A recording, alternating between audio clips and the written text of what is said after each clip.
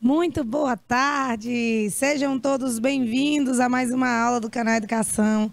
Professora Érica Ramos, aula de Química.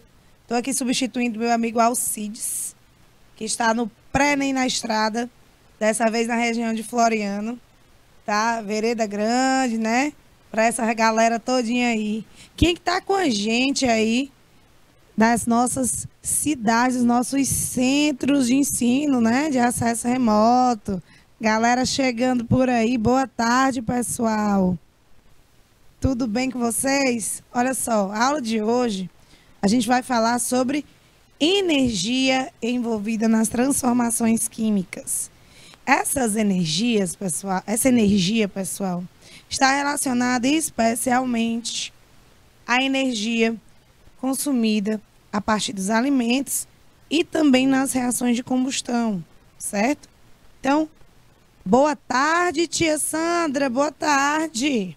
Vamos começar. Então, o objeto do conhecimento é essa energia envolvida nas transformações químicas, e aí a gente tem que começar a raciocinar como é que funciona esses processos em relação às trocas de calor. Tá bom? Então, as transformações químicas, que são chamadas de reações químicas, elas podem ser classificadas em relação à quantidade de calor de duas formas: endotérmicas e exo. Endo de dentro, entra calor, e exo de fora, sai calor. Então, ao final, o saldo em relação à quantidade de calor nas endotérmicas é positivo. O saldo nas exotérmicas, ao final, é negativo. E essa variação de energia trocada durante uma pressão constante, a gente chama de entalpia, que é representada pela letrinha H. E a variação de entalpia, o delta H, tá bom? Que se resume a entalpia final menos entalpia inicial. Então, não me interessa o percurso. Me interessa o ponto de partida e o ponto de chegada. Beleza? Bom, e a gente tem duas formas de determinar essa quantidade de calor. Ou pela lei de Hess, onde você vai somar as equações que foram etapas, né? Ou por medidas calorimétricas, usando um aparelho específico. E o calor da solução, né? Que, gente, olha só, deixa eu explicar uma coisa para vocês. Toda vez que você dilui, você vai pegar um sal de cozinha, por exemplo. Você pega o sal de cozinha, coloca lá na água para dissolver. Quando você faz isso, você tem duas energias envolvidas. Uma, energia reticular. Que é isso, Érica? Eu vou pegar esse retículo aqui, que ele é assim, ó. É mais ou menos assim. As cargas positivas e negativas, certo? Elas serão separadas. Aí o nome disso, a energia que eu gasto para separar essas partículas é energia reticular. Depois que eu separo a molequinha de água, a molequinha de água, presta atenção. A molequinha de água encontra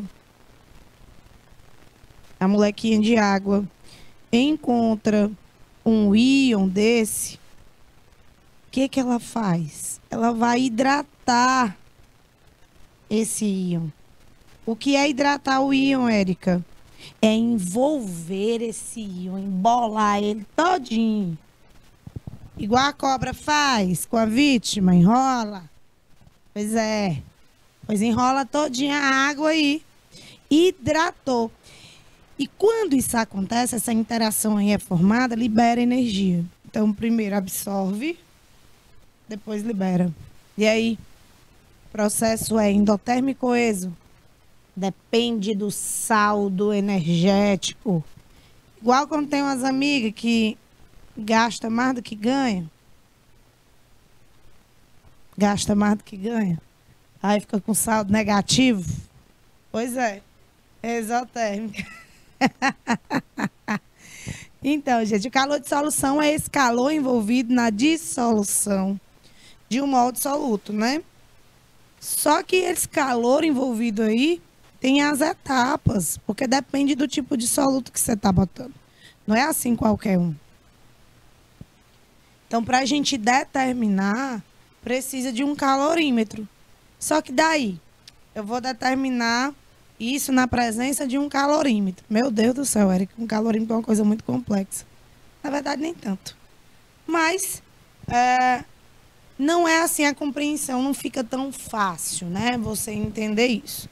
A determinação, primeiro, da capacidade calorífica, a gente usa a água. Usando a quantidade de calor, né? Trocada aí pela água no calorímetro. Só que olha só, vocês já ouviram falar em calorimetria, né? Na física. A quantidade de calor em calorias é igual a capacidade calorífica vezes a variação de temperatura. E aí a quantidade de calor da água é a massa da água vezes o calor específico pela diferença de temperatura. Então, tá as fórmulas envolvidas nesse cálculo. Érica, desse jeito cai no Enem, desse jeito bem aí, perguntando isso bem aí, nunca vi.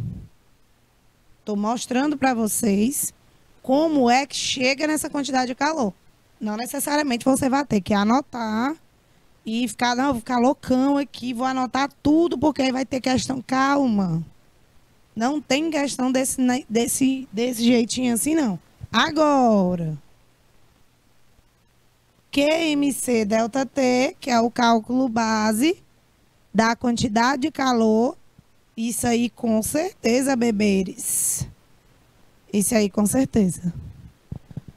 Jane, é isso, é? Jane Cassandra. Curral Novo do Piauí, seja bem-vinda. Segundo ano B, boa tarde, meu bem. Unidade Escolar São Francisco de Assis. Massa, Curral Novo fica próximo de onde? Jane. É Jane ou é Jane? Jani. Que? A gente tem que perguntar, né? Aí vai lá e... Vou chamar a Cassandra, pronto. Jane Cassandra. Cassandra! Cassandra de Curral Novo do Piauí. Me diz, Curral Novo fica perto de onde? É a primeira aluna de Curral Novo que eu vejo. Me avisa aí, que eu quero saber. Que às vezes demora um pouquinho para chegar a mensagem para mim. Então, como eu disse para vocês, como é que você vai determinar a quantidade de calor envolvida nessa dissolução?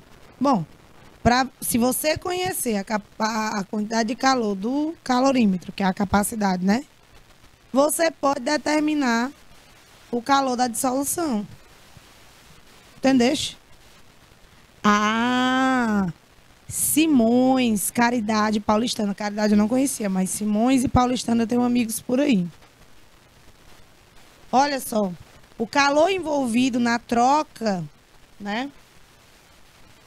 Durante essa dissolução, que é esse amarelo, ele vai depender de quê? Ele vai depender do calor envolvido na dissolução, que é calor do solvente, mais calor do soluto. Onde o calor do solvente, a massa, tem QMC delta T. O do soluto, QMC delta T. Lembra que eu disse que só essa fórmula que iria cair? Pois é, essa aqui é muito cobrada. E a do calorímetro, você já sabe. A do calorímetro, QMC, aliás, QC delta T, que é a capacidade calorífica molar, né? Que você vai saber exatamente quanto de calor foi absorvido pelo calorímetro e quanto de calor foi absorvido pela solução.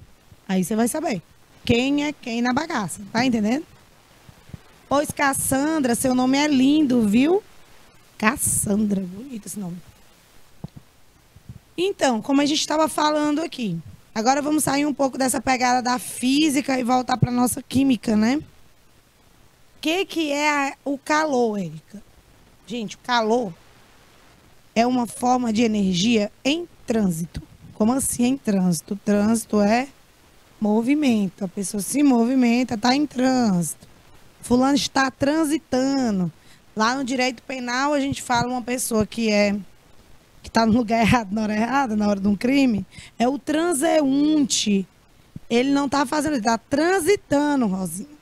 Rosinha, o transeunte transita na rua, tá? As pessoas, esse público é assim. Boa tarde, Lohânia. Unidade Escolar Francisco de Assis também, rapaz, Curral Novo tá focado. Tá vendo aí? Tá focado, pessoal, não tá? Rapaz, 2h15 da tarde, assistindo a aula de Química. Pode... Não, alguém, por favor, para dar um pudim de presente, uma coisa. Um bolo de milho com café para essas criaturas que elas estão merecendo. Vocês estão no mesmo lugar, na mesma casa, ou cada um nas suas casas? Cada uma brincando de brasa. Né? Cada um nas suas casas. Gente, eu sou antiga. Brincar de brasa, cada um nas suas casas. Vocês estão na mesma casa aí. Mulher, tenho que ser bloqueada. Eu sou várias vezes. Não tem problema. Viu, Lohânia? Eu quero saber se a Lohânia tá junto com a Cassandra. Porque aí vocês estão fazendo é moagem. Estão estudando mesmo? Rapaz. Como é a moagem aí? É o fuxico? É? Eita, diacho. Não, casas separadas. Casas separadas, sozinha. Não tá tendo fuxico nenhum. Não tá tendo fuxico nenhum. Pois ótimo. Muito bem. Pois calor, meninas. Calor é uma forma de energia em trânsito. Sempre há trocando com alguém. Tá? Então, quando você tem uma... Por exemplo, bolsa de gelo. Bati aqui o joelho. Peguei um gelo, coloquei num saco. Botei o saco de gelo em cima do joelho. Ai, meu Deus, que alívio. Depois de um tempo, Josenito, tira a onda, né? Vou te dizer. Depois de um tempo, o que aconteceu? Obrigada, meu bem, obrigada. O que aconteceu depois de um tempo com o gelo? Continua lá trincando ou ele já começou a derreter? O que vocês acham? Você pega um gelo lá do congelador, coloca dentro de um saco, coloca em cima do gelo. E aí? Em cima do gelo, ó. Eita, minha gente, vai desculpando aí. Em cima do joelho. Eita. Tô muito nova pra estar sofrendo disso. Aí você bota em cima lá do joelho, que pegou a pancada. Acho que eu vou botar na minha cabeça, porque eu tô precisando, né? Botei aqui na cabeça. E aí? Depois de um tempo, minha cabeça vai estar como? Quente ou gelada? E o saco de gelo? Vai estar numa temperatura maior ou ainda vai estar bem geladinho? Pessoal, o calor troca dos corpos de maneira natural, tá? Sempre fluindo do corpo de maior temperatura para o corpo de menor temperatura. Eita, a cabeça fica gelada, mas é bom, né, Cassandra? Nesse calor bem aqui. Se joga uma água aqui, ó. Aí tu vai para frente do ventilador, vento quente, mas aí tu estando molhado. Não é bom? Eita, alivia, né? Pois é. Pois o que está acontecendo aí, a cabeça ficando bem geladinha e o saco de gelo derretendo bem mais, é uma troca de calor. Isso é um processo natural. O corpo de maior calor, no caso aqui a minha cabeça, vai ofertar calor para o saco de gelo. Lá, o saco de gelo vai absorver esse calor. Então, a tendência é que a temperatura desses corpos se equilibrem. tá bom? A tendência é de que haja o equilíbrio.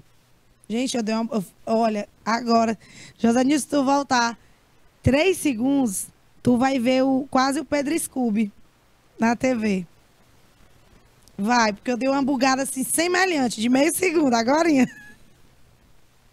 Gente, acontece, viu? Acontece. Aí tá pegando fogo, Cassandra. Mulher, quintura eu imagino. Quintura aí é grande, viu? Pessoal aí da região de Picos, dessa região de Simões, Paulistana, tá sério. Abafa, exatamente, abafa, não vou contar não. Pois é, então o calor sempre vai fluir do corpo de maior temperatura, né? O corpo mais quente, para o corpo de menor temperatura. Mas sempre que a gente fala tá calor, a gente está usando o termo quimicamente errado. Porque, veja bem, a gente está usando senso comum, óbvio. Mas se eu disser tá calor e a Rosinha disser não, não tô sentindo calor. Tô bem. Cassandra disser não, tô achando essas quinturas, não. Sempre calor, quando se fala em calor, sempre relacionado a outro corpo. A outro corpo. Você tem que levar em consideração uma comparação, tá? Então, o que é quente para você é sensação térmica. Não é calor, é sensação térmica, certo? Por isso que muitas vezes dizem assim, a temperatura tá lá no sul do país a menos, sei lá, menos 2 graus. Sensação térmica de menos 6. Porque os ventos estão muito intensos. A sensação que o ser humano tem é de que está mais frio do que realmente o termômetro está mostrando. Entendeste? Entenderam como é isso? Então, e a energia é a capacidade de você transformar transformar calor em trabalho.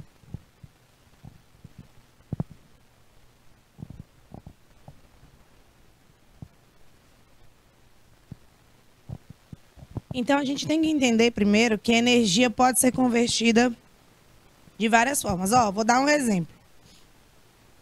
Cassandra, Lohane, vocês deixam o carregador na tomada?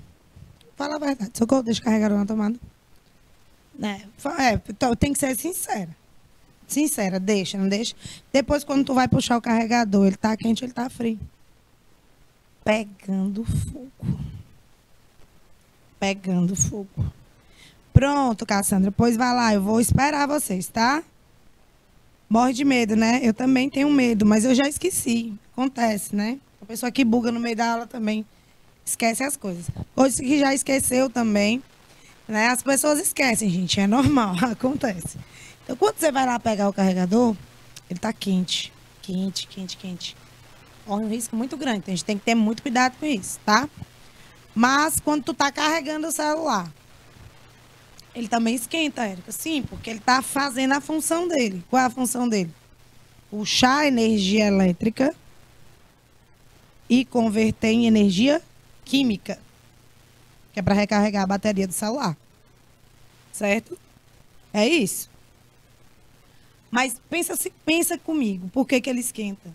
Porque não existe máquina perfeita. Não existe máquina perfeita. Você vai pegar o carregador do celular, depois você deixou carregando à noite, acordou de madrugada para fazer xixi, mas não tirou o celular do carregador. Aí ele ficou a madrugada todinha baltruando aí, o celular na tomada. E aí, quando tu pega de manhã o carregador, pegando fogo. A função do carregador é pegar energia elétrica, por isso que isso é colocado na tomada, e transformá-la em energia química, que é a energia de recarregar a bateria do celular, certo? Porém, parte dessa energia é dissipada, é transformada em energia térmica. E isso serve para todo aparelho.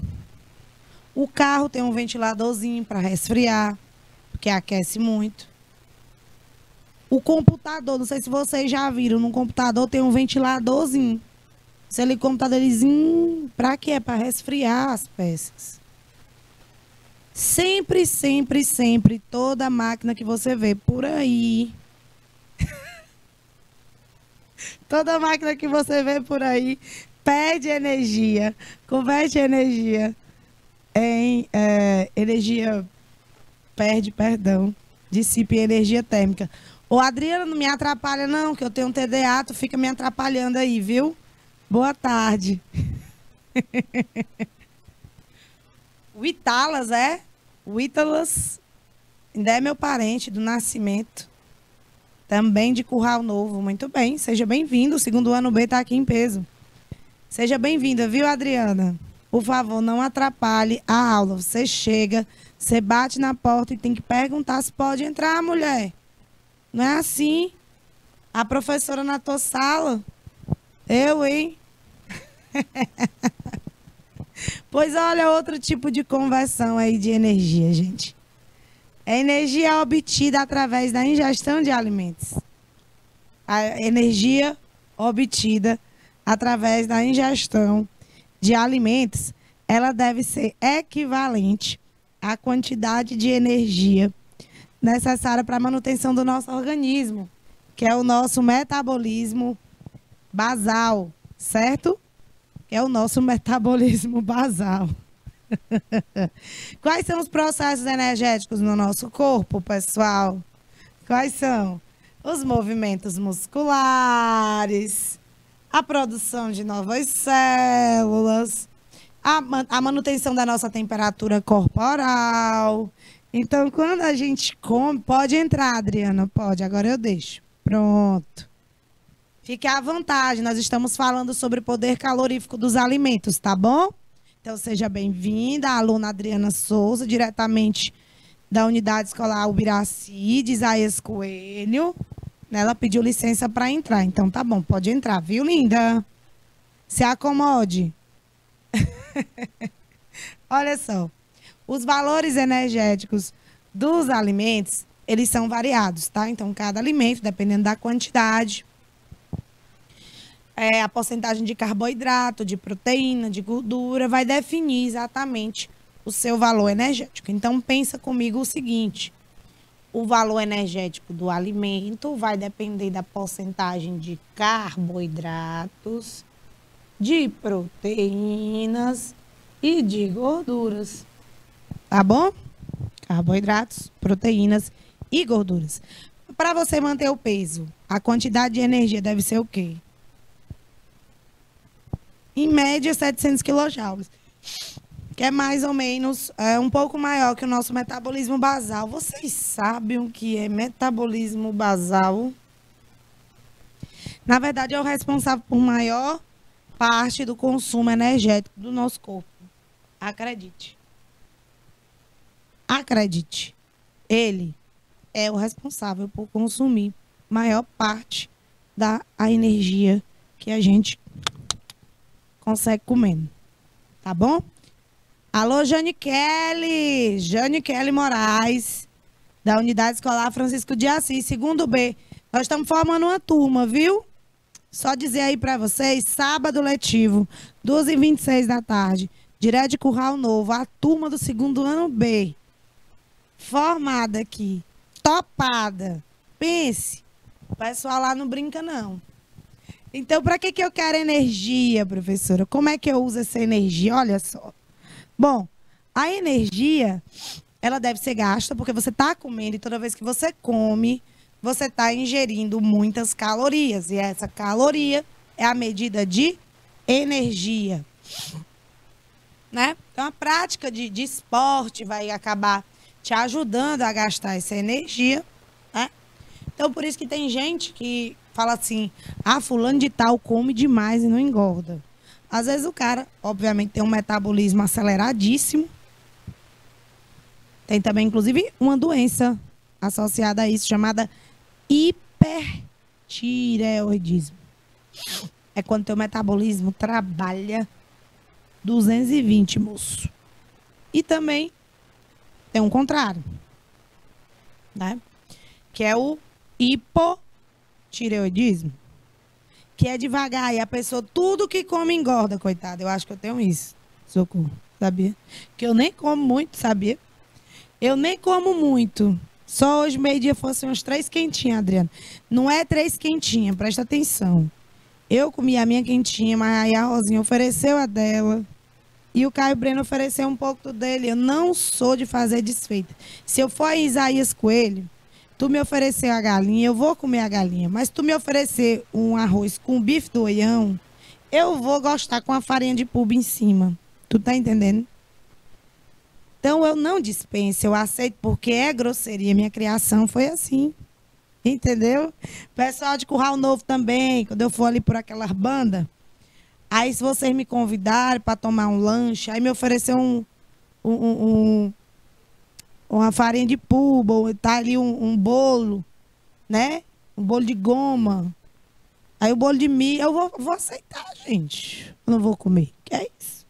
Grosseria, né, não? Grosseria. Isaías Coelho tá em pesos. Tem uma pessoa lá que é pesada. Acaba carregando demais Isaías Coelho. Olha aí. Vamos aprender o seguinte. Quanto mais ou menos que a gente gasta fazendo uma caminhadinha de 1 hora. Minha gente, é caminhada. Não é fuxicar, não é desfilar. Não é tu botar os fones de ouvido, fazer escova no cabelo e ir para a praça da cidade desfilar, não. Viu? É caminhar mesmo, focada na caminhada. Voleibol. 1.400 quilojoules em 1 hora. Tênis, 1.900. Futebol, 2.200. Corrida, 2.600. Então, você vê que quanto mais intenso é a atividade, maior a energia gasta. Então, lembre-se o seguinte. O emagrecimento, ele tem uma coisa muito básica. O que você consumir tem que ser menor do que você gasta.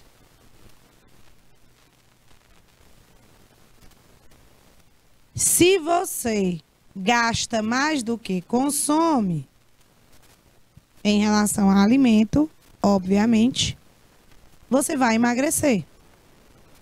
Agora, se você come muito e não gasta energia, não faz atividade intensa, não adianta a dieta da lua, a dieta da sopa, a dieta do chá, não sei o quê. Não vai resolver, bebê. Não invente. Ah, professora, é porque eu tô numa dieta low carb. Deixa eu lhe dizer uma coisa. Ou você gasta mais do que consome fazendo atividade física, ou não existe lua certa, chá, low carb, nada disso. Aquele shake, não sei das quantas. Não adianta. Esse é o cálculo. Gastar mais do que consumir. Claro que depois que você chegar nesse ponto de estar gastando mais do que, né? Aí é que você vai se preocupar e começar, bom, agora deixa eu mudar aqui minha alimentação, deixa eu melhorar a qualidade da minha alimentação. Primeiro você tem que gastar mais energia. Tudo sedentário aí vocês. Eu, hein? Então a gente mede a quantidade de calor, a caloria. Se você vê lá no Nissin, no miojo, eu não sei quantas calorias são. Sei lá, 670. Se você tiver um Nissin em casa, bem um miojo, olhe bem pra mim. Olhe bem aí pra mim o valor calórico. Tem assim, valor energético ou valor calórico. Vê bem no miojo quanto é. Eu vou esperar. Diga pra ela que minha voz tá rouca, aí fica um pouquinho mais bonitinha, menos enjoada. Ela já me ouviu te gritando, Adriana? Eu acho que não, né? De um abraço pra sua mãe, viu? Que ela criou uma menina muito gente boa. Eu não posso mais elogiar, não, tá bom? Mas chega. Veja lá o negócio do miojo. O valor energético do miojo bem pra mim. Quem é que vai ver? A Jane Kelly? É a Cassandra? Quem é? Ó, o calor, energia de transferência de um corpo pro outro, né? fato, já expliquei para vocês. E a caloria é a quantidade de calor necessária para elevar em 1 grau a temperatura de 1 grama de água. Olha aí, olha aí. Rapaz, quem tem um cara desse aí tem tudo. Olha aí, já consegui. Vê aí como é que tá no pacote de vocês, olha aí. A cada 100 gramas, né? 500 calorias. A cada 100 gramas, 500 calorias. Então, um miojo deve ter quantos gramas? 300? Será? Tu não come? Acho que é isso. 100 gramas mesmo. Muito bem. Ela não deixa você, ela tá certa, ela tem razão de você não comer miojo. Ô, corra ruim miojo, Maria. Ô, corra boa, mas é bom. É. Mas aí, olha, eu vi uma receita de uma salada de miojo, tu acredita? Juro por Deus, gente, um programa aqui de Teresina, não tô mentindo, não. Pode procurar. Eu vi. Olha aí a Rosinha. Adriana, ai, Rosinha, babona. Babona. Eu, hein? E baba. Ave, nunca vi. Ó, 500 calorias por 100 gramas. Moço. Será ser calórico um bicho desse? Ave Maria. Olha, presta atenção. Lá tem 500 calorias. Como foi que eles descobriram esse valor aí? Como foi que eles descobriram? Pessoal, usando um calorímetro para medir essa quantidade de calor, tá bom? Foi usando esse aparelho que médico eu já mostrei para vocês no início da aula, né? E tal. Essa aqui, tu imagina, 500 calorias, né? O miojo para 100 gramas, isso aí que tem que dizer. Para 100 gramas de miojo.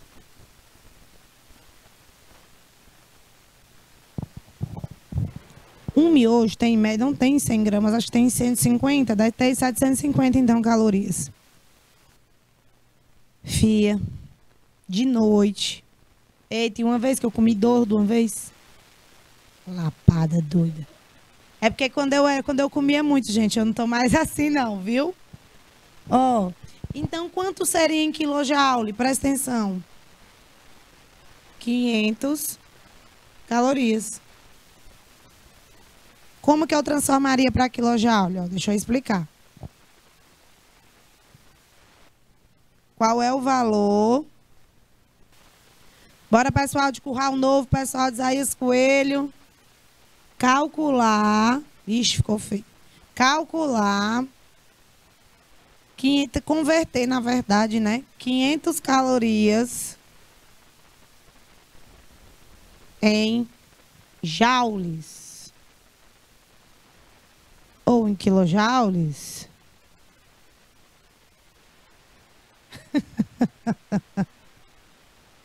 Culpa tua, Adriana. Agora te vira. Bora. Bora, Adriana, te vira.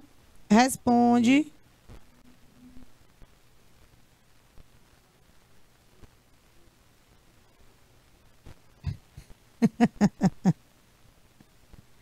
Ó, eu vou te dar 2 minutos, Adriana, para tu converter caloria em joule. Tá bem aqui o fator de conversão. 2 minutos, meu diretor.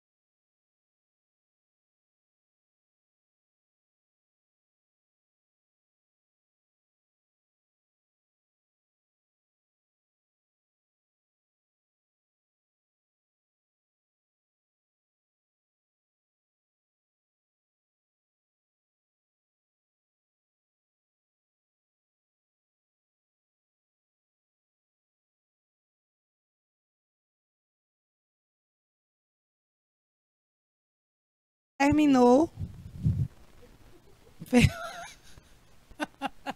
Cadê? Tua mãe tá ouvindo aí? Qual é o nome da tua mãe? Me diga aí o nome da sua mãe. Tem que chamar ela aqui. Dizer um negócio pra ela agora. Que eu tenho que deixar ela ciente da realidade. Ó, explica que eu não lembro. Cara, boa de um processo. Cadê os meninos de Curral Novo, minha gente? Vocês não se espantem com a Adriana, não. Ela assim, mas ela não faz mal pra ninguém. Dona Ambrosina, ó, dona Ambrosina, deixa eu lhe dizer. Gente boa, Sofia, mas se não for eu gritando e puxando as orelhas dela todo dia, não dá certo. Uma caloria equivale a 4,18 joules.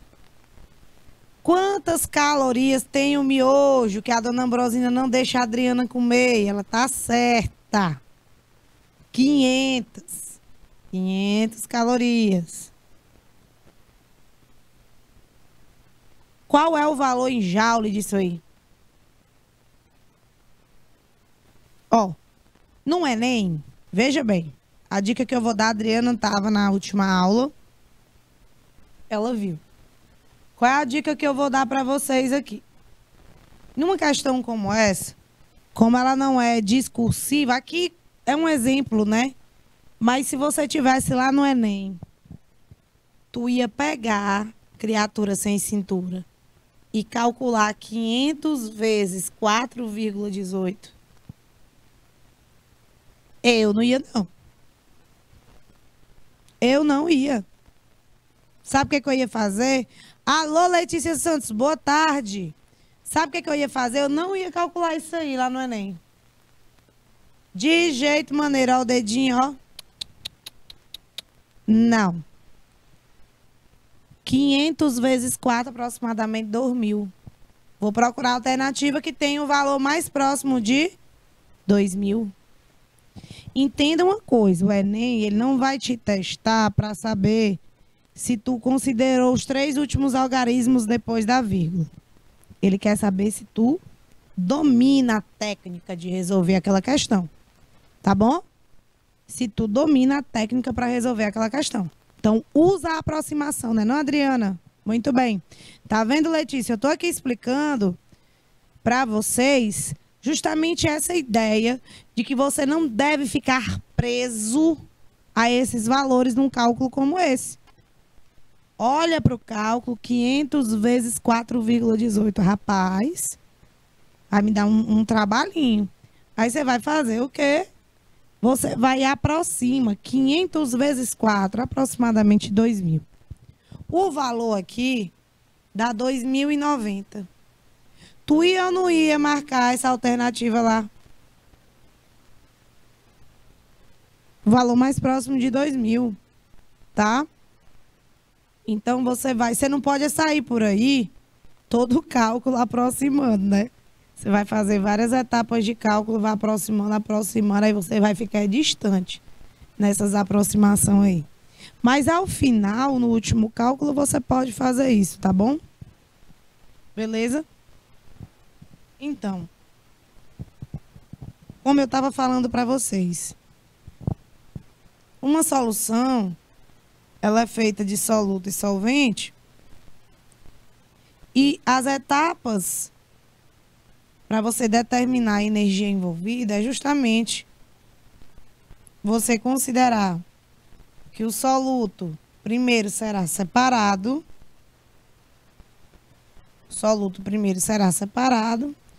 e em seguida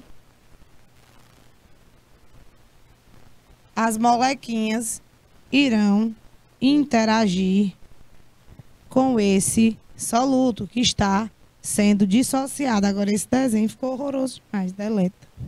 Fazer igual a Cassandra disse, abafa. Então, vai acontecer a dissociação dos íons, ou a energia envolvida, Letícia, chamada energia reticular, tá? É a dissociação, que é a separação das partículas do soluto. essa primeira etapa envolve a absorção de energia.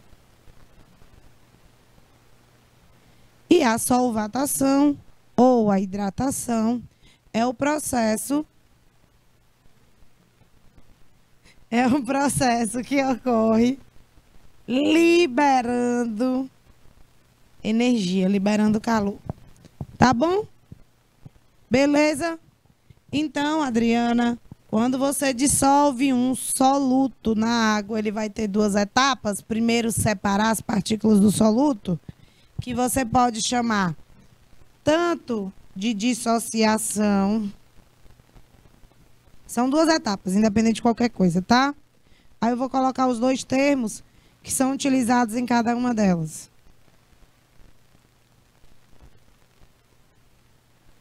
Aqui tenho absorção de energia, que é a absorção de calor, né? E aqui eu tenho liberação de calor.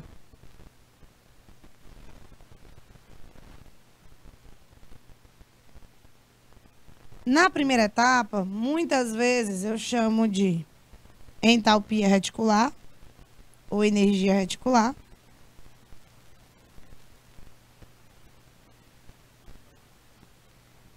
Ou até mesmo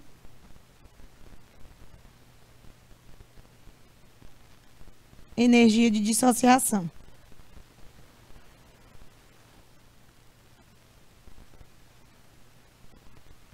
São os dois termos utilizados, tá? Na segunda etapa, que é o processo que envolve liberação de calor, eu chamo de hidratação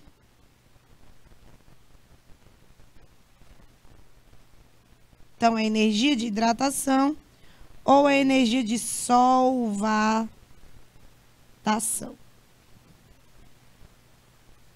Então, energia de hidratação ou energia de solvatação. Então, esses termos, se vocês se depararem com eles por aí, não se assustem, eles querem dizer a mesma coisa, tá bom? Não pense que é diferente. Mesma coisinha. Quando a dissolução é endotérmica, que é quando o fato de você ter dissolvido o soluto na água causou um esquentamento de sua mão, vou fazer uma pergunta para vocês. Atenção, Curral Novo, Isaías Coelho. Rosinha. Quando você já botou o sabão em pó, assim, no balde ou numa bacia e misturou com a mão? Já?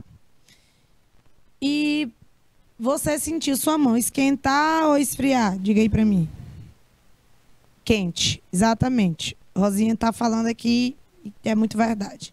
Vocês já fizeram isso? Aí quando vocês estavam... Dona Brosina, se não fez, mande a Adriana fazer para lavar o banheiro, né? Lavar a casa. Ela botar o sabão em pó e mexer com a mão lá no balde. Aquece, Rosinha. Se tua mão aqueceu, Rosinha, essa dissolução do sabão na água, ela foi endo ou foi exo? O que tu acha? Presta atenção. Se a gente que está esquentando, se foi você que sentiu a quentura, como diz a história, isso, muito bem, rapaz, aqui eu tô dizendo, que é concorrente de vocês. A Rosinha é concorrente de vocês. Porque se você sentiu a quentura, moço, eu tô traduzindo para vocês. Se você sentiu a quentura, se foi você que sentiu, então o sistema está expulsando o calor, liberando calor, liberando calor. Certo? Ele está liberando calor. No que ele libera calor, você vai sentir esquentar. Você vai sentir esquentar. Entendeu? Sacou a parada? Agora, se a dissolução fosse endotérmica, como essa aqui que eu estou mostrando, quem é que ia sentir a quentura? Ou tu ia sentir o quê, Rosinha? Se é o contrário, né não? Sentir resfriar. sentir frio. Quando a gente bota o álcool em cima de uma coisa e assopra, né não? Eu dei o exemplo bem aqui para as meninas, acho que foi para a Cassandra, mais cedo. A Cassandra aí do 2º ano B. Eu disse, olha, você molha o rosto e vai lá para frente do ventilador. Aí, por mais que o vento esteja quente, tu sente uma sensaçãozinha de alívio. Naquele momento ali. Agora, quando tu seca, quintura pro lado do vento. Mas enquanto tu tá molhado, por que que tu sente essa sensação de frio? Deixa eu te explicar. A água que tá aqui no teu rosto, com o vento, que vem com uma temperatura alta também, o que que ela vai fazer? Ela vai passar da fase líquida para a fase de vapor. Igual como se fosse uma roupa secando. Quando o dia que tá ventando, a roupa não seca mais ligeiro? Mesmo jeito. Você está fornecendo energia para a molécula, para a gotinha de água, e a gotinha de água vai aquecer o suficiente e vai passar para a fase de vapor. Quando isso acontece, pessoal, o que foi que a gotinha fez? Ela ganhou calor ou ela perdeu calor? Ela ganhou calor. Mas ela vai ganhar de quem esse calor? De ti, que ela está encostada em ti. Então, ela tira calor de onde ela está. Ela está bem aqui na tua bochecha. Pois ela vai resfriar a tua bochecha. Ela está bem aqui no teu cangote. Vai resfriar teu cangote. Tu tá entendendo? Essa gotinha é danadinha, hein? Mas eu quero explicar para vocês, é que sempre que a gente está com essa sensação, está com muito calor, eu particularmente já passei muito por isso, eu não sei vocês. Quantas noites eram péssimas em BR-Obró, porque eu não sabia se eu desligava o ventilador ou se eu deixava ligado.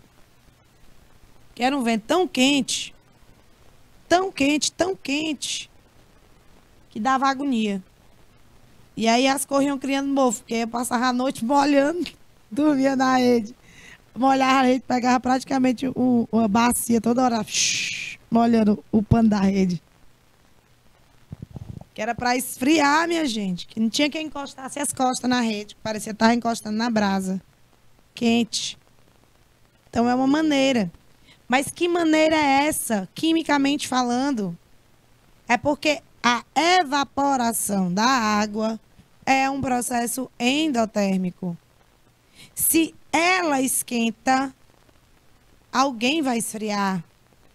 Então, ela esquenta para ela passar do líquido para o vapor, não é, Adriana? E aí, quando ela passa, ela deixa, ó, onde ela estava em você, deixa aquela friagemzinha boa. Tu tá entendendo? É. Eu tô praticamente, ó, só sacudindo a rede, botando aqui o ventinho. Não é ruim não, né? Tá vendo, Adriana, como é essa rosinha? É por isso que não dá certo mesmo ela de manhã, não, que eu quero trabalhar. Eu acho assim, sabia?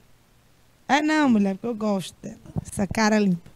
Olha aí, na dissolução endotérmica, eu vou mostrar aqui pra vocês.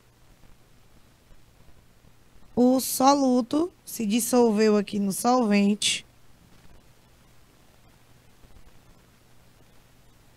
E quando ele se dissolveu, que ele se separou das molequinhas dele, o que foi que aconteceu com o calor?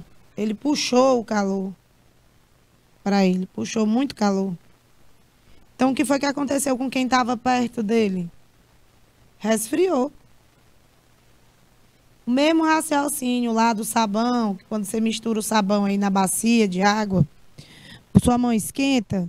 Pois é, sua mão está esquentando é porque o sabão, quando se dissolveu na água, liberou calor. E você esquentou. Agora, quando você resfria, é porque essa dissolução está sendo endotérmica. Eles estão tomando calor de você. Entendeste? Dissolução do cloreto de cálcio na água resfria o recipiente da dissolução. Logo, é um processo de dissolução endotérmica, ou seja, gosta de calor. É aqui, são 2 aulas aqui, tá? Duas aulas aqui, a Adriana e a última depois do intervalo na terceira série. Então, ó, dissolução endotérmica, você pode deixar gravado aí, segundo ano B de Curral Novo. Grave. Gosta de calor. Adriana, dona Ambrosina já te ensinou a cozinhar? Fala a verdade. Eu vou fazer uma pergunta que faz sentido, minha gente. Não tenham dúvida disso, não. Ela já te ensinou a cozinhar, Adriana?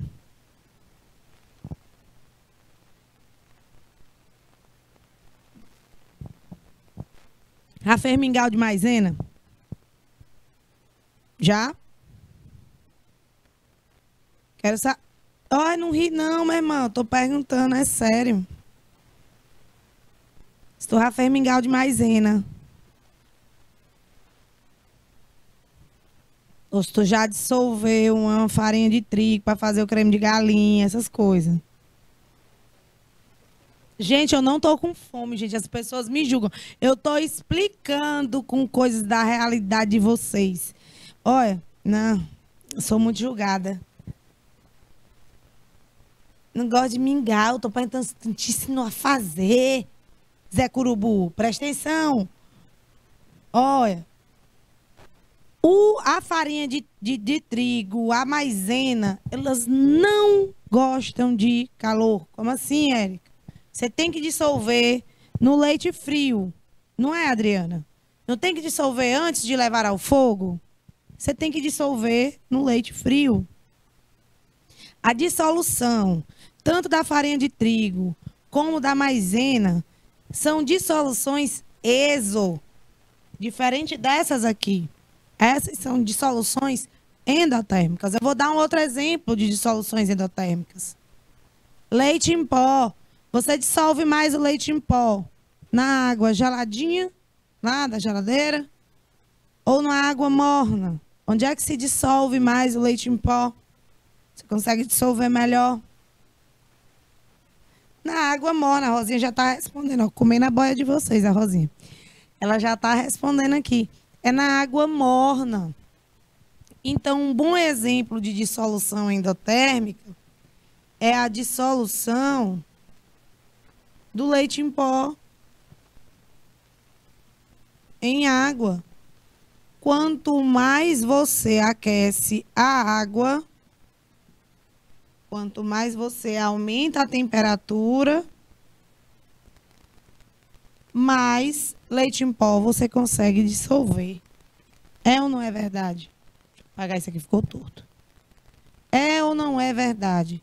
Quanto mais você aquece a água, mais você consegue dissolver o leite em pó. Porque a dissolução dele é facilitada pelo aumento da temperatura. Então, é uma dissolução endotérmica. Vocês entenderam isso, pessoal? Vocês conseguiram captar essa ideia? Solução endotérmica é aquela que é facilitada com o aumento da temperatura. Então, quanto mais você aumenta, mais você consegue dissolver. Então, e ele retira calor do meio, tá bom? Então, vamos parar só um pouquinho para tomar uma água. E já já a gente está de volta. Aguardo vocês. Até já!